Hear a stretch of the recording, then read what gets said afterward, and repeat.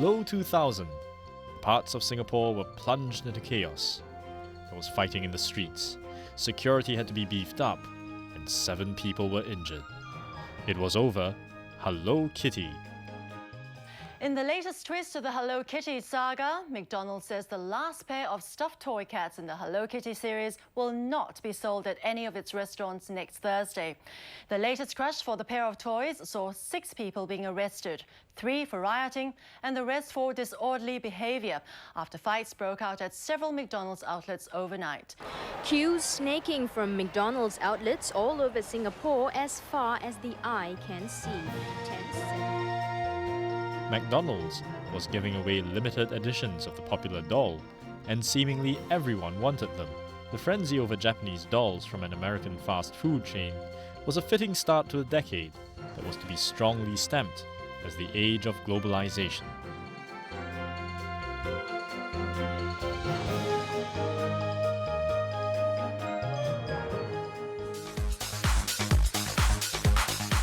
New world-class structures were springing up, such as the Esplanade, a top-class arts venue.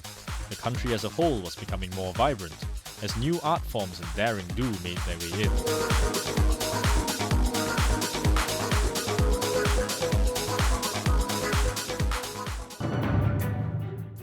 In 2005, 2 integrated resorts were announced. They would include Singapore's first ever casinos. And in 2007, the inaugural F1 night race thrilled Singapore and the world. Politically, the country was opening up as well, one step at a time, with the Speaker's Corner hogging headlines for Hong Lim Park.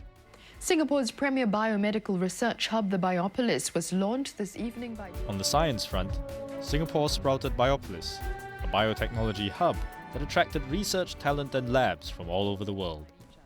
It aims to create symbiotic ties between lab work and industry so new discoveries can be turned into marketable ideas even more quickly. This represents a vision to establish the entire value chain of biomedical sciences activities in Singapore, from research and development to manufacturing and healthcare delivery. In doing so, the biomedical sciences industry will generate economic wealth for Singapore, create jobs for our people, and improve human health and quality of life. Science also provided the solution to one of Singapore's long-standing problems, a lack of water. Singapore developed the ability to recycle wastewater into drinkable new water. But globalization also brought problems, such as the SARS epidemic in 2003. 3 young women returning from Hong Kong had the SARS virus. Within days, the whole country was at risk. The response was rapid. Anyone suspected of having the virus was placed under quarantine. Healthcare workers worked tirelessly to treat the sick and keep the virus from spreading. Schools were shut and home quarantine measures implemented. More than 30 people, including 5 healthcare workers, died from the disease.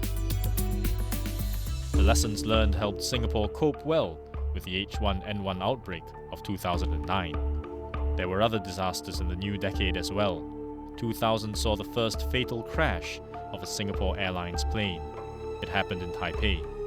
And in 2004, a collapsing train tunnel brought down a section of Nickel Highway. Tonight, the Nickel Highway collapse. 1 person is dead, 3 are missing. The disaster triggers a blackout and plunges traffic into chaos. Witnesses tell of an explosion, fire, evacuations, and shockwaves. And in the hours that followed, salvage work begins amid fears that the surrounding area could be unstable. 车子全部倒了，又一辆那个吊汽车也是倒下了。那时候那个火喷得很高啊，就爆炸。我一看到那个工人大声叫了，然后看到那个工人跑了。 Civil defense and police officers were soon on the scene with cranes, excavators, specialized rescue equipment, and sniffer dogs to find any workers who might be trapped in the rubble.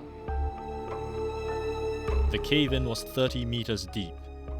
4 people died, including a construction foreman who selflessly hurried his workers to safety, but got trapped in the process. His body has not been recovered.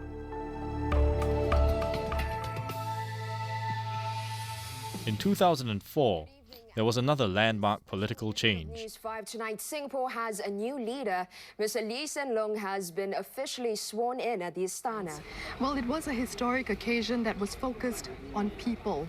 And that was Prime Minister Lee Hsien Loong's intention for the event to be as inclusive as possible to set the tone for his leadership. I, Lee Hsien Loong, having been appointed to the office of Prime Minister, do solemnly affirm that I will bear true faith and allegiance to the Republic of Singapore. 1,400 guests were invited, including hawkers, athletes, and the disabled. It was a remarkably inclusive event to set the tone for his first term. In his inauguration speech, the new Prime Minister promised a bright future if Singaporeans worked together. As a nation, we are stronger, more cohesive, and have more resources than ever before. The future is ours to make. Singapore had indeed come a long way. Its once tiny army was now a formidable fighting force. Termed the 3G, or Third Generation Armed Forces, it adopted information technology to enhance communication and coordination and to boost firepower. The Singapore Armed Forces was put to the test when one of the deadliest natural disasters in recorded history hit Asia. The 2004 tsunami killed nearly 230,000 people in 11 countries. Singapore's location spares it from such natural disasters. But as a global citizen, it did not stand by as others suffered. A combined operation was initiated. Priority 1 was to get people out of the danger zones. Helicopters were deployed and refugees flown to hospitals and camps. And though there was water everywhere, little of it was drinkable.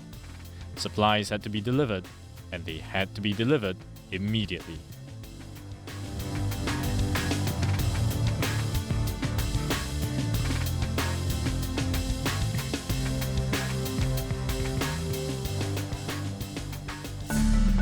The decade also saw 2 scandals involving charities.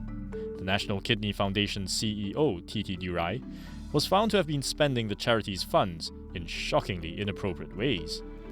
And in 2009, the monk Ming Yi, CEO of the Renci Hospital, was found guilty of misappropriating that charity's funds.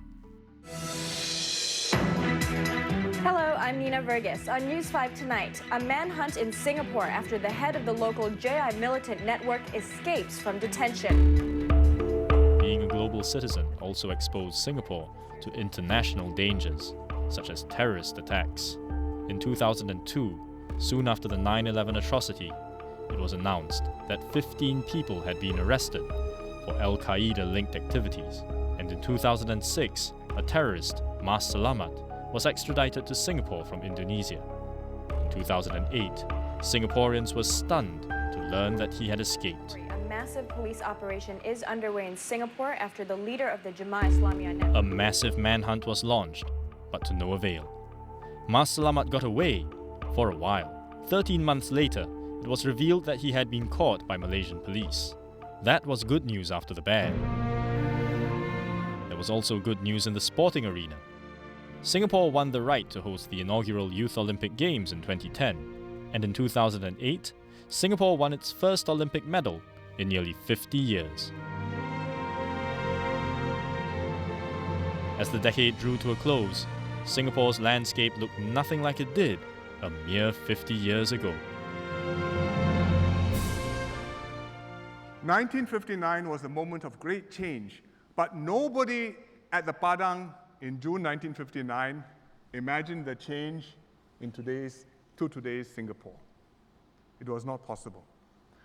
We will continue to improve our lives, provided we work together and remain a harmonious and a cohesive society, so that in another 50 years, we will have built another Singapore which is equally unimaginable today.